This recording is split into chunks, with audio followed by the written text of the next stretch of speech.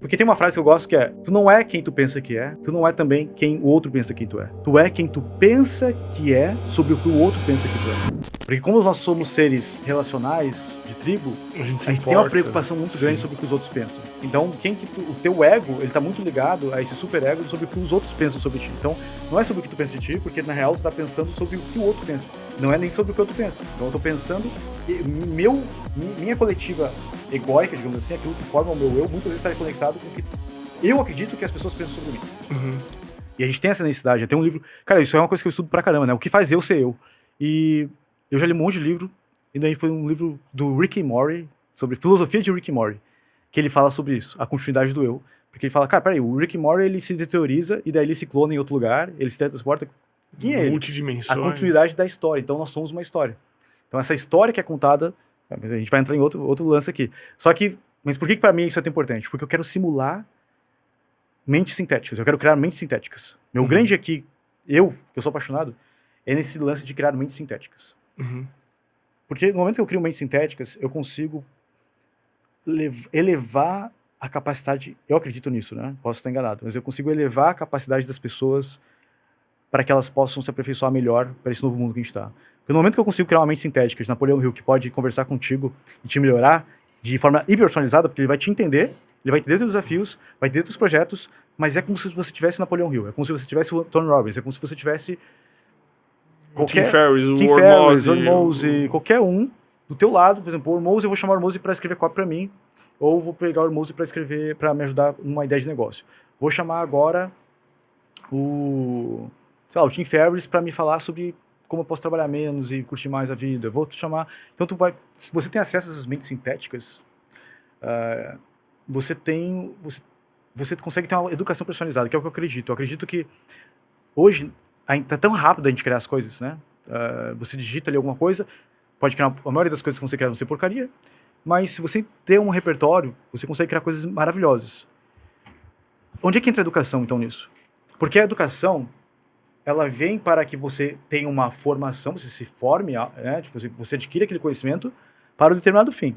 Uhum. Então, tu faz um curso para quê? Para ter uma profissão? Tu faz um curso às vezes para poder saber como subir um anúncio. Você faz um curso para saber como fazer uma página. Você faz um curso... Mas e se você não precisar fazer um curso para fazer uma página? E se você simplesmente apertar em um botão e a página ser feita? Se você simplesmente falar alguma coisa e isso que você quer ser feito, seja feito? Onde é que entra a educação nisso? Então, um dos estudos que eu fiz ano passado, até foi uma coisa que me provocou estar em Stanford, lá no Vale do Silício, porque eu conversei lá dentro do núcleo de AI para a educação. Então eu pude conversar lá com um brasileiro que estava lá trabalhando nesse núcleo de AI para a educação. E até lá em Stanford, eles estão um pouco perdidos. E foi lá que surgiu tudo, né? Tipo, muitas dessas empresas de AI lá de Stanford. Que é, cara, e aí? A gente libera ChatGPT, Claude para os alunos usar ou não? Os professores não sabem o que fazer sobre isso. Agora libera, agora não libera. Mas peraí, todo mundo vai usar, então a gente tem que liberar. Eles criaram um núcleo lá em Stanford de laboratórios que eles ensinam AI para a educação. Nossa. Só que as pessoas que estão indo lá, eles falaram para mim, não são os professores. E nem os alunos.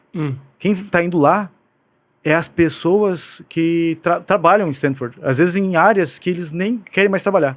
Então, tipo, faxineira... alguém que trabalha no almoxerifado, tá indo lá aprender IA porque quer ir para outra área, quer fazer transição de carreira. Mas a galera que tá lá, os professores, os alunos, não estão nem eles ligados nisso, assim, de, cara, eu quero estar participando disso, sabe? E há uma preocupação de pessoas lá que são mestrados em educação, que eles entenderam. Eles entenderam, cara, peraí, pedagogia, andragogia, tudo como a gente entende como frameworks de aprendizado vai mudar. Uma coisa que eu fiz recente, porque eu não tenho, eu amo educação, mas eu não tenho esse conhecimento de taxonomia de Bloom ou vários frameworks pedagógicos ou andragógicos. Então eu criei um sistema de criação de curso para mim, com IAs, onde é um sistema que ele faz análise de todos os tipos de andragogia. Eu peguei todos os frameworks andragógicos de ensino para adulto, pego o ICP, né, a pessoa que vai fazer aquele curso, por que ela quer fazer aquele curso, e daí eu peguei uma coisa que eu nem tinha pensado quando a IA trouxe isso para mim de ideia, porque ela viu algumas empresas de educação grandes utilizando, que é o load cognitivo. Assim, quanto aquela aula sobrecarrega cognitivamente aquela pessoa. De 0 a 100. Uhum. E daí é um parâmetro que eu tenho lá que eu só posso chegar até 80% de capacidade de extração, de carregamento cognitivo. Então, às vezes eu não posso passar de 3 3 termos diferentes, por exemplo. Essa aqui com certeza já estourou a cabeça. Essa aqui já estourou. Essa aqui já estourou. Não tá didática esse podcast aqui. Mas é isso que eu queria, porque eu sou uma pessoa que eu vou muito para um lado de complexidade, né, de abstração. Então, diferente do didático. Uhum. Então eu queria ser mais didático. Então eu criei IAs que me ajudaram a ser mais didático. Tanto que os alunos falaram, cara, tu mudou da água pro vinho. Cara, é que agora eu tenho uma IA que escreve para mim o que eu tenho que dar na aula. E ela segue taxonomia de Bloom, ela segue todos os fatores pedagógicos. E eu percebi a galera adorando o negócio. E eu, caraca, velho, tipo, pra mim parece meio que besta, sabe? Que eu tenho que falar tal coisa, eu tenho que fazer uma analogia de uma casa antes para falar tal coisa, eu tenho que fazer uma analogia de um bichinho. Mas é como as pessoas precisam para entender algumas coisas. E a minha mente funciona de uma forma um pouco mais diferente, um pouco mais abstrata. Mas não que eu tô botando aqui em nenhum lugar melhor ou pior, é só diferente.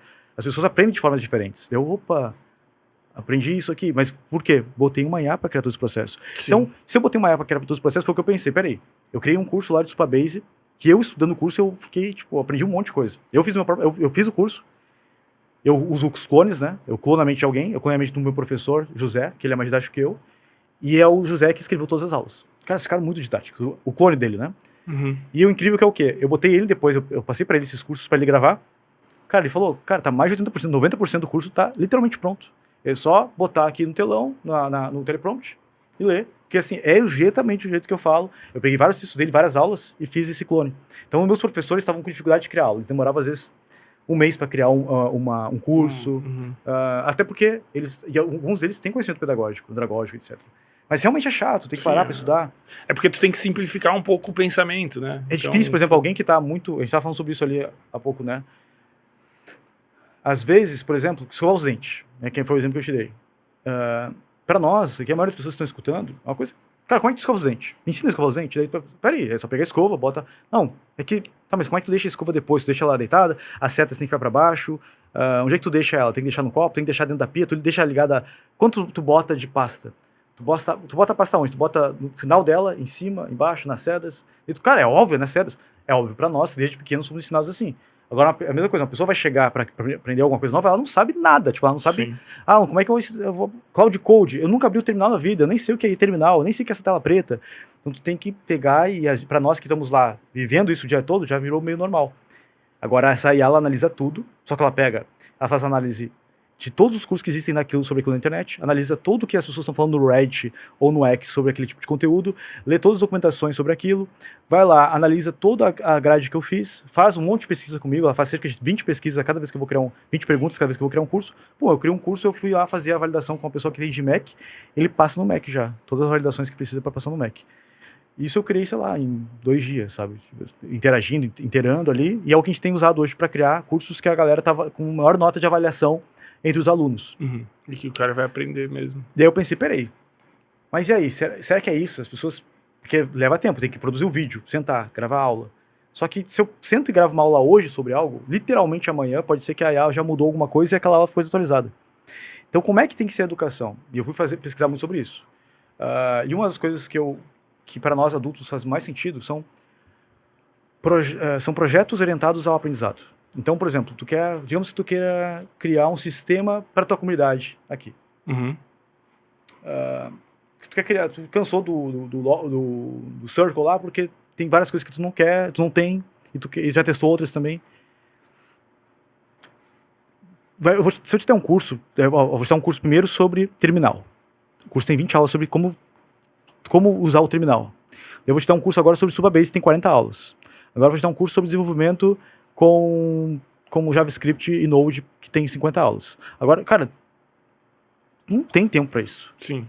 Agora, se tu chega numa plataforma e tu escreve o que tu quer fazer, ela cria todo o PRD para ti, que é todo pré-requerimento, o Project Requirement Development, ou seja, todo o requerimento de desenvolvimento do projeto. Eu criei uma IA que faz isso, ela cria para ti esse PRD, tu vai só escrevendo o que tu quer, e ela vai criando tudo para ti. E daí ela pergunta, tu sabe Supabase? Tu sabe tal coisa? Não sei. Tá, não tem problema, eu vou criar para ti. O que tu gostaria de saber sobre isso?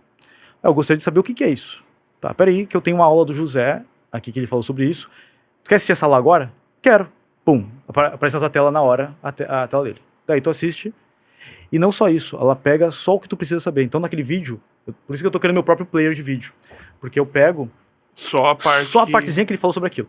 Daí instantaneamente eu pego aquele arquivo, porque ele está todo cortado já.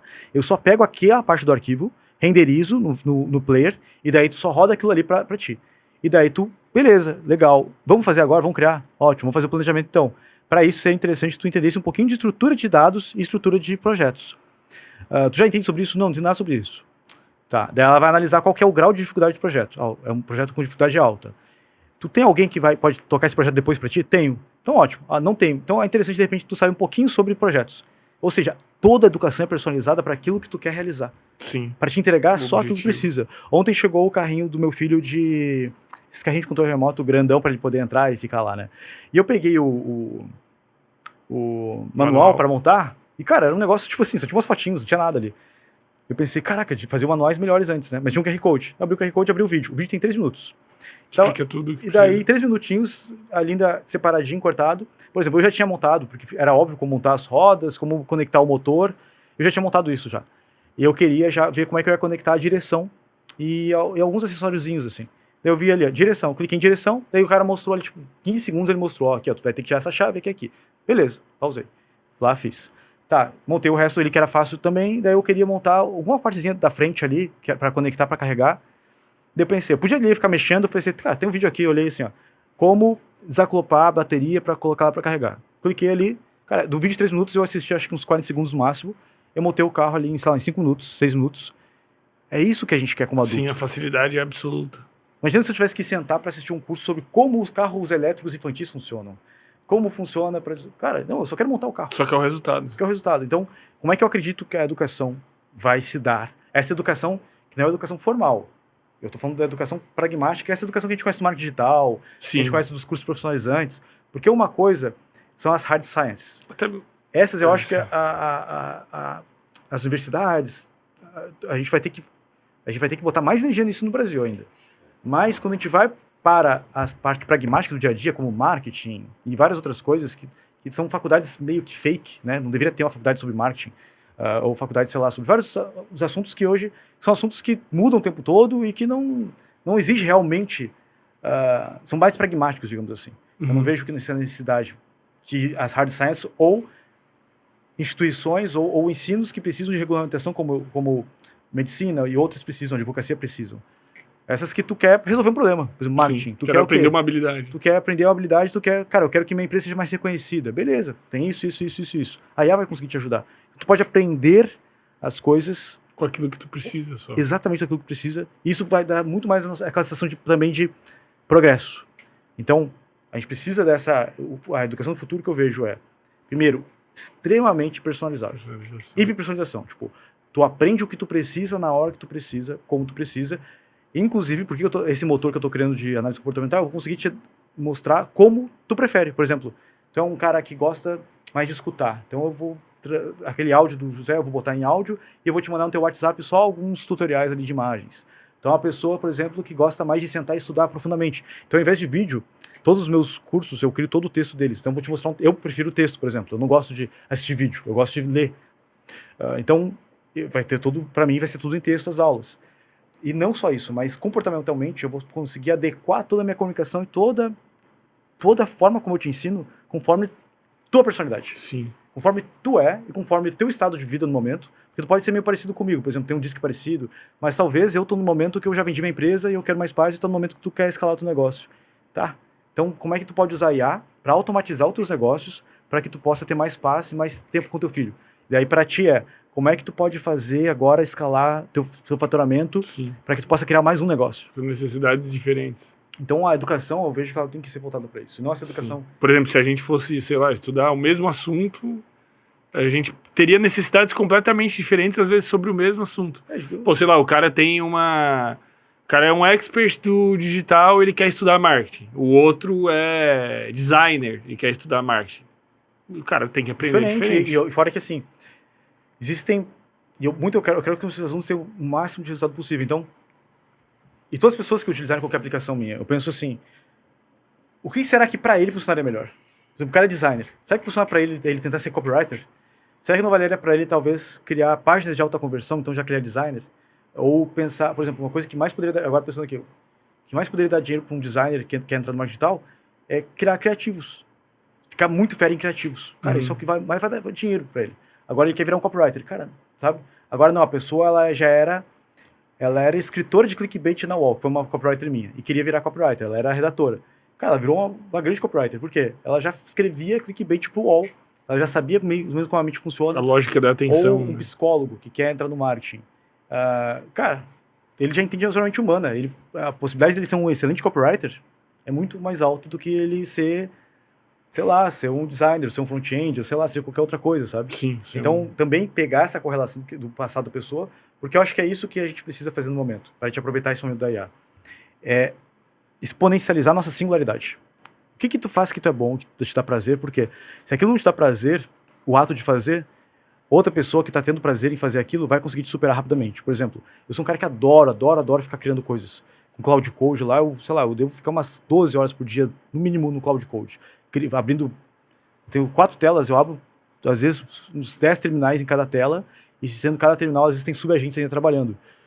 Mas eu adoro isso. Eu era um cara que até hoje adoro jogar Age of Empires. Eu adoro ter um monte de bonequinho, sabe? Tipo, 200 bonequinhos lá e eu mandando... Fazendo coisas. Um pra guerra, outro tá pegando ouro, outro tá pegando madeira, agora faltou madeira, agora tem que mandar mais uma galera pra madeira, e tem que fazer mais aldeão. Eu adoro ficar controlando um monte de bonequinho ao mesmo tempo.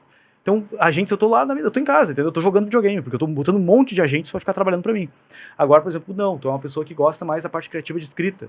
Tudo bem, não faz sentido tu ficar talvez usando um monte de agente. Sim. Talvez faça sentido tu pegar e utilizar a IA para dissecar escritores para ti, etc. Mas é entender essa singularidade e entender que, cara, o jogo, assim, não é uma coisa que vai ter um leve impacto. A gente está falando de um impacto de mudança social, de rever o que Jacques escreveu lá no século XVIII. Tipo assim, a mudança da sociedade. Por quê?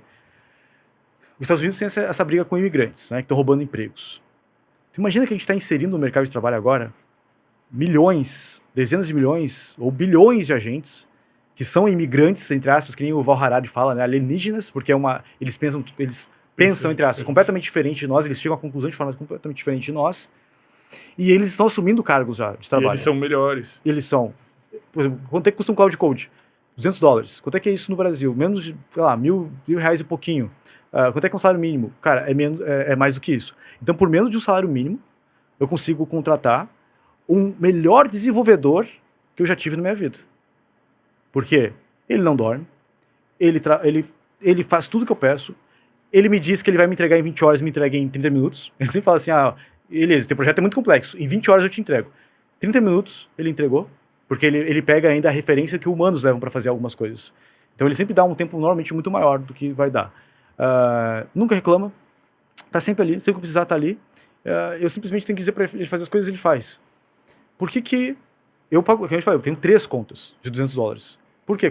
Eu uso tanto que quando acaba uma, pega outra, e pega outra, pega outra. E agora eu tô com uma conta lá praticamente limitada que eu tô usando via API.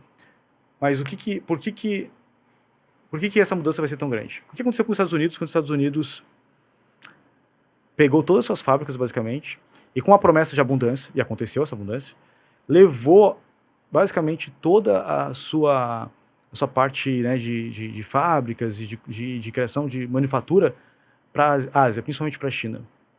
Lá a mão de obra seria muito barata, logo nós teríamos produtos mais baratos entrando nos Estados Unidos, logo a gente consegue ter as pessoas acessando produtos mais acessíveis. Né? Então a gente vai distribuir a abundância. Aconteceu? Sim. Né? Os Estados Unidos, o que acontece? Os Estados Unidos hoje, qualquer garagem que tu vai nos Estados Unidos é cheio de coisa e coisa assim. Às vezes é um videogame que a pessoa comprou e nunca abriu, comprou na Black Friday. Tem uma TV lá que ela comprou e já atualizou, ela nem teve o tempo dela trocar a TV, já foi outra, ela já comprou outra, tem uma TV nova. Garagem, negócio tá lá, bom pra caramba. Eu às vezes alugo Airbnb nos Estados Unidos, eu vejo, cara, cada coisa nas garagens que a galera deixa lá, assim, absurda, tipo... Jogado negócio lá, bom. Sabe? Coisa boa, eles vão acumulando, porque é muito barato. Só que aconteceu também. Cadê o poder de compra da galera? Porque quando a gente... O que acontece? Aquela era de ouro lá dos anos 60. Quando as fábricas, a manufatura estava nos Estados Unidos, as famílias ganhavam mais. Os produtos eram mais caros, mas o poder de compra, quando se diz respeito à casa e outras coisas, ele era maior. Sim. Hoje em dia, o que está acontecendo? Tu tem um iPhone muito barato lá, tu tem um carro mais barato lá, e as casas? Tipo, a galera não está mais conseguindo comprar casa, a galera não está mais conseguindo ter trabalho. Só que o que a gente vai fazer? A gente vai botar um monte de agentes a nível mundial. É como se a gente estivesse externalizando o nosso trabalho cognitivo para Sim. alienígenas. Sim, é um trabalho dessa vez intelectual, Um né? trabalho cara? intelectual em escala global. Então tem assim, vamos melhorar, entre aspas, a China vai ficar melhor agora porque a gente botou o trabalho para lá. Não, a gente está botando esse trabalho para ser executado com um monte de computador. A gente manda uma requisição, o computador está executando. Então, a gente não está dando trabalho para outro humano. O que vai acontecer? Nós vamos ter basicamente tudo muito acessível, rápido. Sistemas, conhecimento, construção de muitas coisas a gente vai ter muito instantaneamente. Só que, como é que vai ser a distribuição uma vez que esses trabalhos estão sendo minados? Por exemplo, nos Estados Unidos, e aqui no Brasil também, mas principalmente nos Estados Unidos, eu falo isso há um tempo já. Por exemplo, eu não contrato desenvolvedor júnior já desde 2023, 2024. E agora eu não contrato mais programadores, porque eu não preciso mais de programador. Eu tenho alguns lá na minha empresa porque eles são bons em modelos de negócio também. Porque se não fossem, não fazia sentido eu manter eles. Sim. Só que eu não preciso contratar mais programadores, não preciso mais. Sim, tu consegue crescer sem contratar. Eventualmente eu posso contratar um cara que, tipo, um analista de dados para poder avaliar alguma coisa minha muito avançada, mas sinceramente até isso, eu tenho um analista de dados que é meu sócio numa empresa, e quando a IA faz o relatório e faz todas as melhorias, eu mando para ele, ele fala, cara, tá show de bola, isso aqui tá tudo certo, talvez eu mudaria isso aqui, mas tá muito bom já. Então a IA já faz essa estrutura de dados muito boa, não precisaria nem disso. Mas beleza, se eu precisar contratar alguém muito foda para fazer segurança, alguma coisa nesse sentido, essa pessoa vai fazer um trabalho, eventualmente, que é ali, chega, freela, configurei, tá pronto. Eu não preciso mais ter alguém interno na minha empresa. Só que isso está acontecendo para outros setores também. Nos Estados Unidos, por exemplo, uma das coisas que se questiona muito é a maioria dos escritórios de advocacia nos Estados Unidos não estão mais contratando júniors, porque a AI faz trabalho muito melhor. Só que tu precisa ter júniors que vão aprender a se tornar plenos, né, para depois virarem sêniors. Senão tu quebra a cadeia de trabalho. Como é que se o mundo não precisa mais de júniors? Porque a AI é capaz de fazer tudo que um júnior faz. Quando essa galera que é pleno, sênior, for se aposentar, quem que vai continuar trabalhando no lugar deles? Então, não tem se falado sobre isso. E é um problema de escala global. Sim. Então, o problema da IA, para mim, a visão não é que ela vai ser o do futuro, essas coisas assim, sabe? Para mim, o problema da IA é um problema relacionado ao trabalho. Sim. Primeiro, o trabalho te dignifica, né? Tipo, quem não trabalha... Se sente inútil, entra em depressão, sei lá. Se sentir útil, teve um cara que morreu,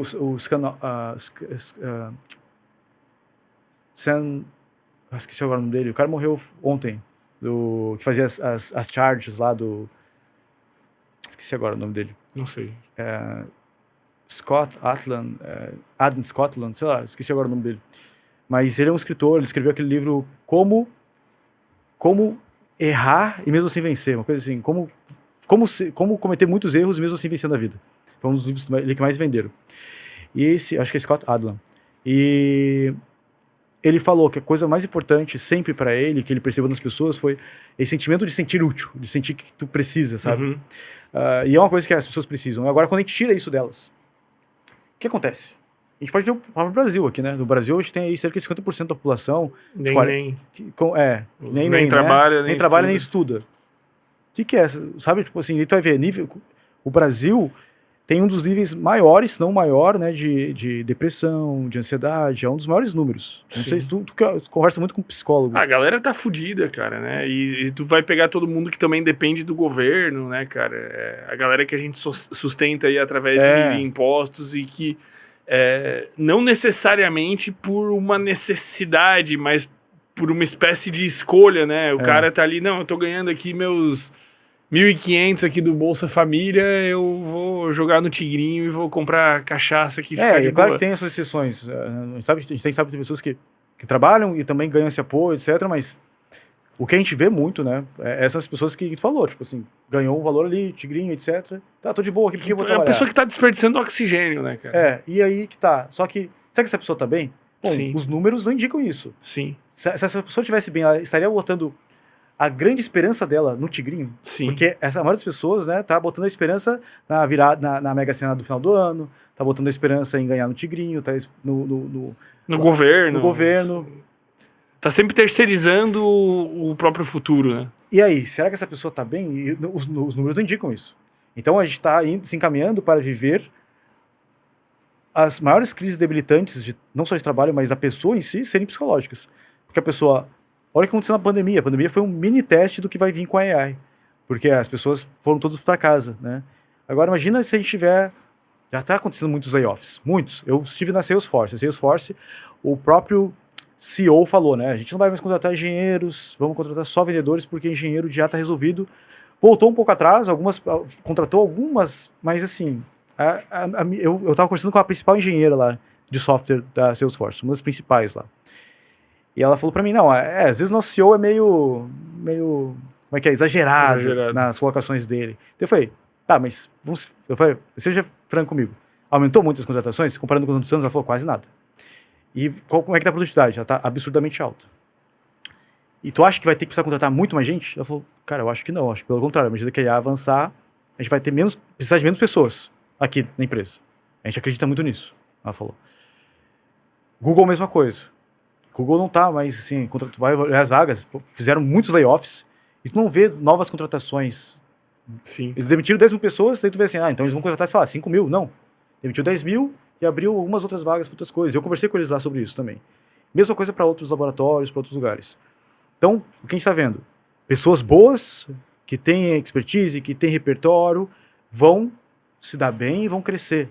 Só que a discrepância que a AI vai criar na sociedade vai ser essa classe média vai se dissipar cada vez mais, onde vão ter pessoas... Basicamente, a gente tem a classe que vive de renda básica universal e temos a classe que ganhou muita grana ou continua ganhando muita grana nesse momento. Sim, vai meio que fazer assim, né? E assim, infelizmente, não é uma coisa bonita de ver, não é uma coisa que a gente gostaria. Tipo, eu acho que a maioria das pessoas não gostaria disso. Né? Eu tô falando que é a realidade, é o que já está acontecendo e é o que vai acelerar. Vai ser essa disparidade de classes. A mesma coisa, no momento que você levou todas as fábricas para a China, quem é que ganhou mais dinheiro? Os empresários. Por quê? Agora meu custo de obra está muito barato. Beleza, eu consigo entregar aqui, mas se aconteceu com um trabalhador daquela fábrica, ele perdeu aquele emprego. E aqui eu não tô dando uma de segura tudo e vamos ficar como tá, sabe? Não acho isso. Parem a evolução. Eu só acho que a gente tem que pelo menos botar em pauta isso pra gente pensar mais sobre nos prepararmos, não para desacelerar, porque sinceramente não adianta. Não vai desacelerar. Não adianta, é uma coisa que já foi. Se os Estados Unidos parar, a China continua. A China cada vez mais consegue fazer avanços bem significativos lá. Nós temos a ByteDance, por exemplo, criando coisas maravilhosas. Tipo, a ByteDance ela é dona de várias empresas como o TikTok. Eles têm muito dado de vídeo. Alguns dos melhores vídeos de UGC, né, que é de User Generated Content, os melhores são ferramentas da ByteDance, de AI. Eles têm acesso muito sobre isso. Então, se os Estados Unidos param, a China ganha. A China é uma vadona? Não estou dizendo isso, eu não defendo ninguém nesse quesito, mas quem que está mais associado a como nós, aqui, por exemplo, no Brasil, ou na América Latina, ou no mundo, queremos? Nós queremos ter mais uma visão de controle e de mais uma visão chinesa, ou queremos ter uma visão pouco mais aberta, que a visão americana, que não é lá tudo isso também, os caras espionam a gente, etc. Mas quem que a gente se identifica mais? Por exemplo, e não adianta fazer, mas para o quê? Para torcer? Não adianta torcer também. Porque a questão é essa, não adianta torcer. Eles vão fazer o negócio. Eu torço pela China, eu torço pelos Estados Unidos, não importa isso. Importa que os Estados Unidos não quer que a China atinja esse nível, que eu não diria nem que é AGI nem ACI, mas um nível onde a IA ela consegue se auto-melhorar, a IA consegue ter uma previsibilidade maior, a IA consegue fazer com que eles sejam inalcançáveis. É aquilo que eu falei no comecinho aqui do podcast. Os Estados Unidos não quer que a China chegue, os dois estão ali, os Estados Unidos está a 300 por hora, a China 250. Os Estados Unidos não quer que a China do nada fique a 100 mil km por hora. Então eles querem que eles primeiro, porque daí eles podem ditar as regras do jogo.